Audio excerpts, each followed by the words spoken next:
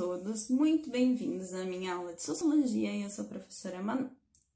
No vídeo de hoje, nós vamos falar um pouquinho sobre o contexto da pandemia, analisando através de uma perspectiva sociológica, como que os autores clássicos da sociologia podem contribuir para que a gente compreenda o contexto que nós estamos vivendo.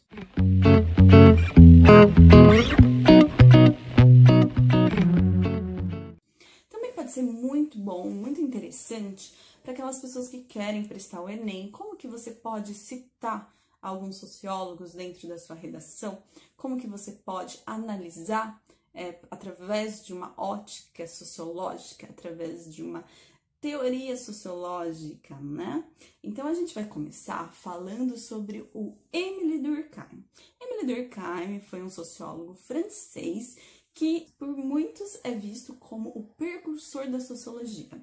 Por quê? Porque ele inaugura um método sociológico. Ele consegue analisar a sociedade através de um método científico, através de comprovação, através de dados, levantamento de informações, hipóteses.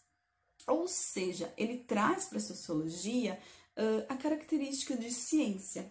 Por isso, ele é tão interessante e ele contribui tanto para a nossa análise do nosso mundo atual. Bom, trazendo um pouquinho para o conceito de Émile Durkheim, para a gente conseguir perceber como que ele contribui para a nossa análise, temos que pensar em primeiro lugar que o Émile Durkheim, ele traz a perspectiva da sociedade enquanto organismo, ou seja, a sociedade ela está interligada, ela está interconectada. Todas as esferas sociais não estão isoladas, assim como um organismo. Se de repente meu cérebro para de funcionar, óbvio que todos os meus outros órgãos também são prejudicados. Se o meu pulmão para de funcionar, todos os meus outros órgãos também param. Todos os órgãos são dependentes uns dos outros. Isso acontece também com a nossa sociedade. Então, essa é a primeira questão que nós temos que colocar dentro da nossa cabeça para começar a fazer uma análise sociológica do mundo, da vida e da pandemia. Bom, entendendo isso, a gente pode trazer o conceito de fato social. O conceito de fato social é um dos principais do Durkheim e é um dos primordiais para a gente conseguir começar a pensar outros conceitos, não só dele, como de outros autores. O fato social, para Durkheim, ele nada mais é do que instrumentos sociais e culturais que determinam a forma com que as pessoas pensam, a forma com que as pessoas agem, a forma com que as pessoas se comportam, tá? Então, são estruturas sociais e culturais que fazem com que você seja o que você é. E isso não está racionalizado, isso não é consciente. Embora todas as pessoas adquiram isso, isso não está no plano da consciência. Você não pensa, bom, eu acho que eu vou agir dessa determinada forma. Não. O fato social, ele é tão imerso que você nem sequer percebe. Por isso que o Durkheim fala que a primeira característica do fato social é a generalidade, ou seja, todo mundo é vítima. Não existe ninguém que consegue ser extremamente imune ao fato social. Por quê? Porque o fato social, ele também é coercitivo. Essa é uma segunda característica do fato social. Coercitivo no sentido de que ele é imposto, tá? Ele é imposto por violência? Não necessariamente, mas ele é imposto de uma forma mais subjetiva, tá? Pensemos agora, por exemplo, a educação. A educação, ninguém em sã consciência numa sociedade pensa assim, eu não vou me educar, eu não vou educar meu filho, porque a educação ela não leva a nada, porque a escola não serve para nada. A gente nem sequer racionaliza essa questão. Por quê? Porque é um fato social. A educação já faz parte da sociedade, já faz parte da estrutura social. o casamento, até mesmo a forma com que nós morremos, o velório, né? Tudo isso são fatos sociais. Eles são frutos da forma com que a sociedade se comporta, da forma com que a sociedade se organiza. E isso varia de cultura para cultura, ok? Uma terceira característica do fato social é a exterioridade. O que seria a exterioridade de fato? A exterioridade diz respeito ao fato de que o fato social, ele não está dentro de mim, ele não faz parte do meu interior. Eu adquiro a partir da socialização.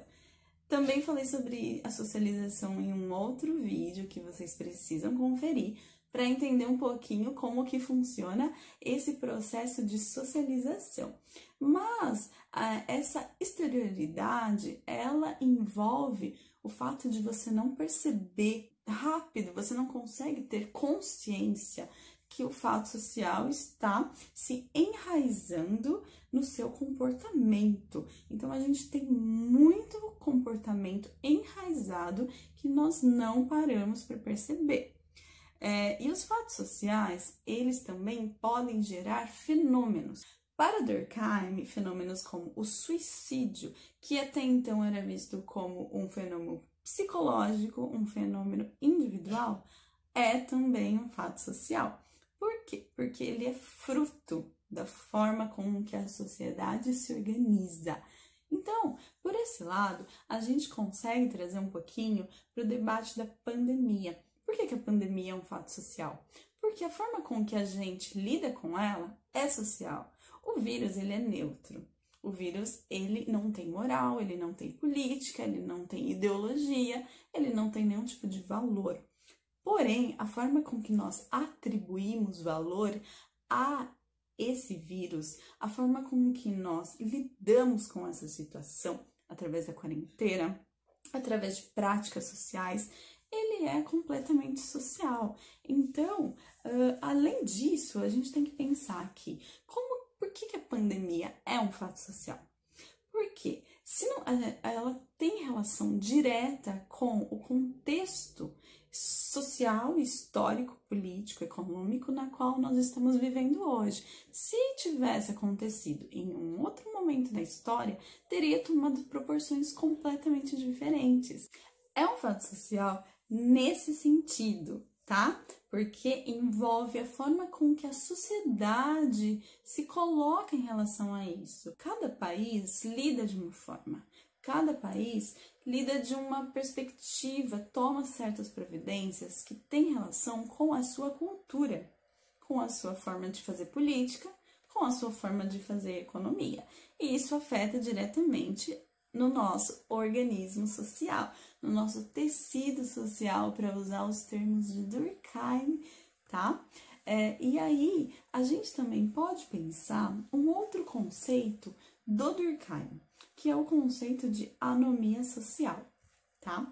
Para Durkheim, a anomia social, ela é a ausência completa, é a desintegração de normas sociais, tá? Eu penso que nós podemos analisar esse contexto em que a gente está vivendo agora através de uma perspectiva que se aproxima bastante de uma anomia social. Por quê? Porque a anomia social, ela é como se fosse uma debilidade de laços. Ela é essa desintegração dos laços sociais que fazem o indivíduo estar conectado ao seu grupo, se identificar com o seu grupo, tomar certas iniciativas que beneficiam esse grupo.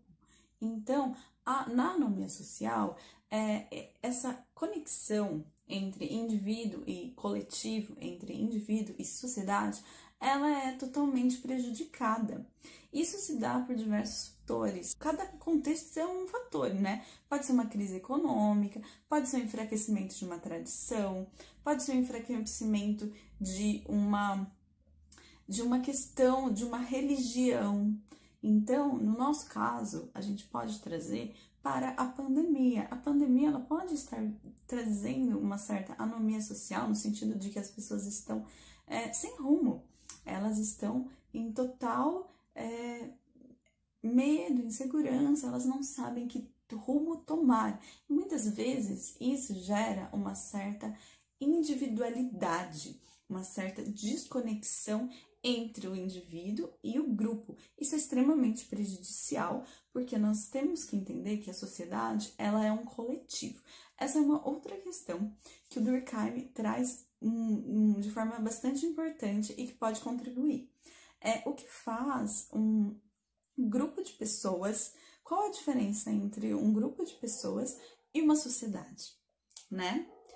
Qual é o rumo que uma sociedade pode ter se ela não entrar em consenso, tá? Se aquele organismo social estiver enfraquecido, com os seus laços prejudicados, com os seus laços comprometidos, como fazer com que as pessoas se integrem e se identifiquem com o grupo, evitando uma anomia social? Então, são questões extremamente importantes que o Durkheim já estava muito preocupado na época e que nós podemos trazer para a nossa reflexão, para entender o que das ações sociais é determinado pela coletividade. O que é nosso e o que é do grupo? Como nós podemos contribuir para a harmonia do grupo? Como nós afetamos essa conexão? Como nós afetamos a forma com que a sociedade se desenvolve, tá? Então, foram algumas das contribuições que eu trouxe para vocês para a gente pensar a nossa sociedade hoje. Espero que tenham gostado. Um beijo!